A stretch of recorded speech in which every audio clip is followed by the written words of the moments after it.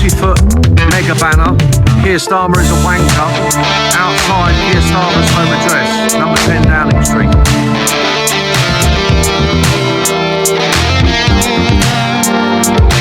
That's 10 Downing Street. You can hear some support now. Passing black taxis.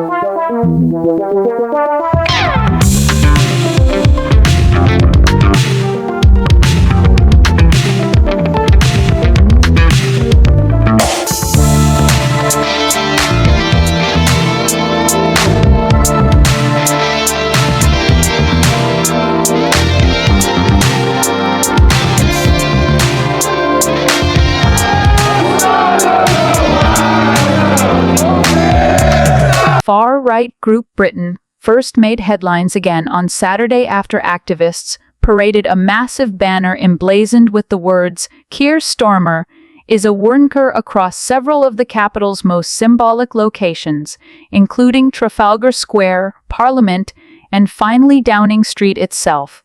The stunt, timed for maximum visibility, appeared designed to provoke both the Labour leadership and a wider public still adjusting to the realities of a Starmer-led government.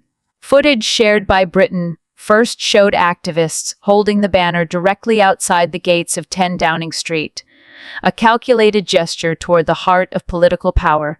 Britain First has a long record of staging provocative demonstrations, often walking a fine line between free speech and incitement.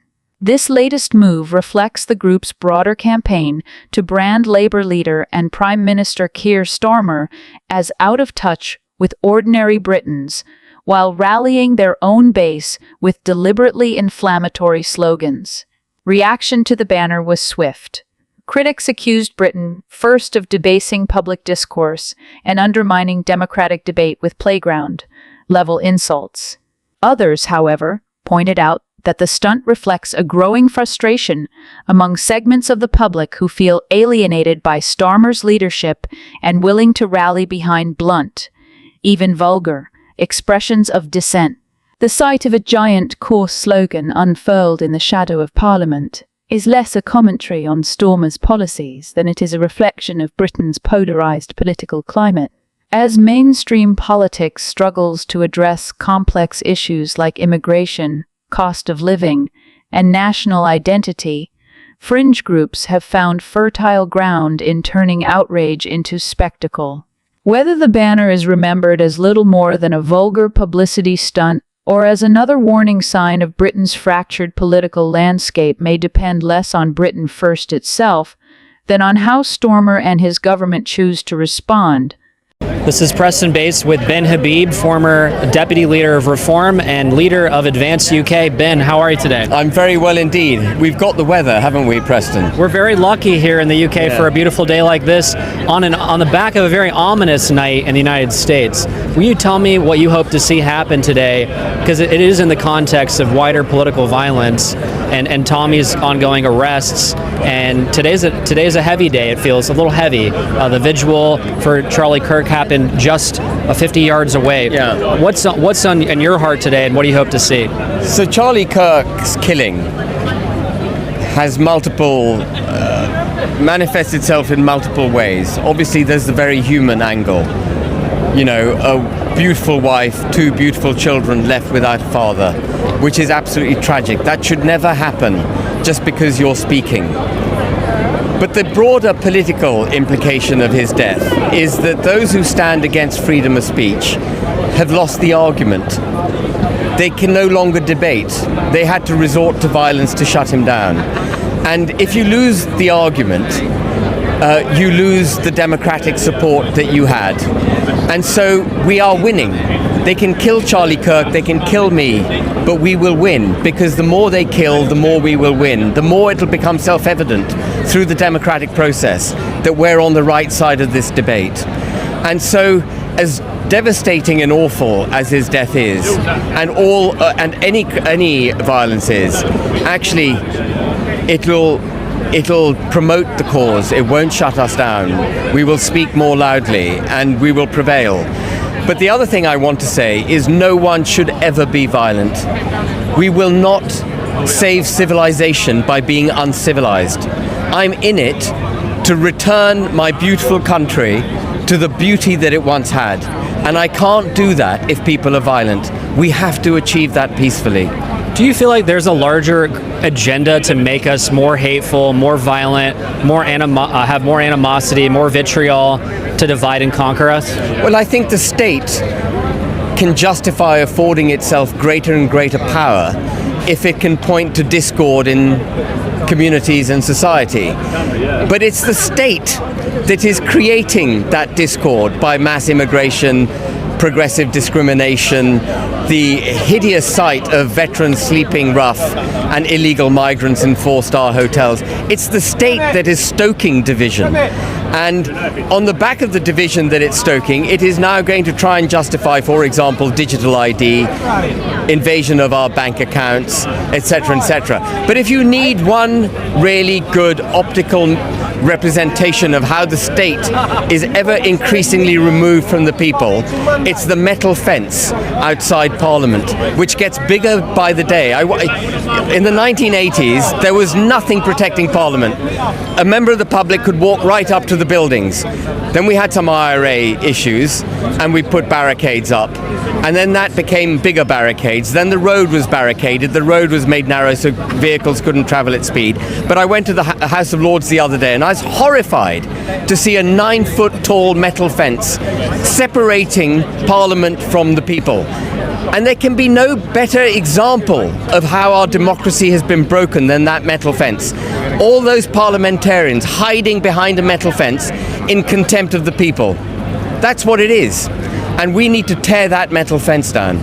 What's your reaction to the Reform Conference, Nigel Farage announcing that Zia Youssef's going to be head of policy? He was chairman, then he was back as deputy chairman, now he's head of policy. Then he was head of Doge. Head of Doge, and then Nigel came on stage early to criticize the resigned minister for a tax scandal, but now it's being reported by the Daily Mirror that he might not have paid taxes on a property that his girlfriend bought, her background unclear. What's your reaction to all this news about taxes and the Reform Conference? Well, I would be staggered if Reform, with its inability to form a coherent political philosophy and to stay true to its principles, will frankly survive till 2029. It must be increasingly obvious to the British people that Reform is not what it purports to be. It seemed like it was more theatrics and celebrity than it was very thin on substance. It's totally thin on substance. You know, we don't need firecrackers and razzmatazz and loud music to save the British people.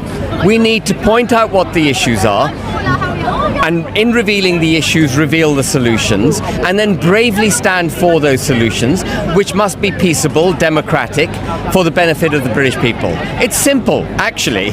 It's pretty simple. One of the things Americans don't understand is how fast you created a new party. Reform last year stood with about 30,000 members, and look at the success, or regardless of our perspective on it, of all the membership they have now and their elections. You did it even faster. So what's your reaction? You just crossed the 30,000 member mark. Yeah. Tell an American audience that there's a diversity now of right of center options for the British public to vote for. Yeah. So tell us about this major milestone. So we had a cultural disposition in the United Kingdom to either vote for the Labour Party or the Conservative Party. But that has now been truly broken. Both parties have perpetrated policies against the nation and against the people, and the people have woken up to it. And they've put their hope in Reform. And Reform has demonstrated that the two-party system no longer exists.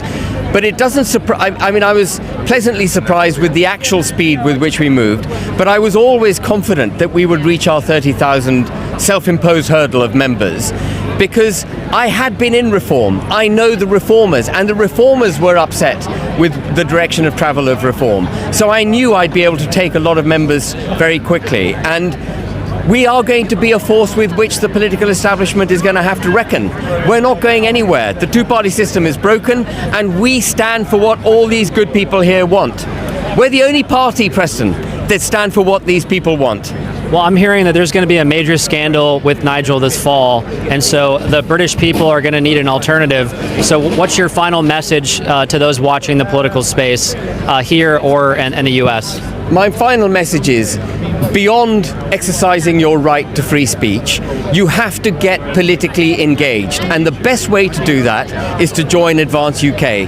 If you want to save this country, it's not Advance UK that can do it on its own. It can only do it with the support of the British people. So join Advance UK, get on the electoral register, and when the time comes, stand up, be counted for Advance UK and the United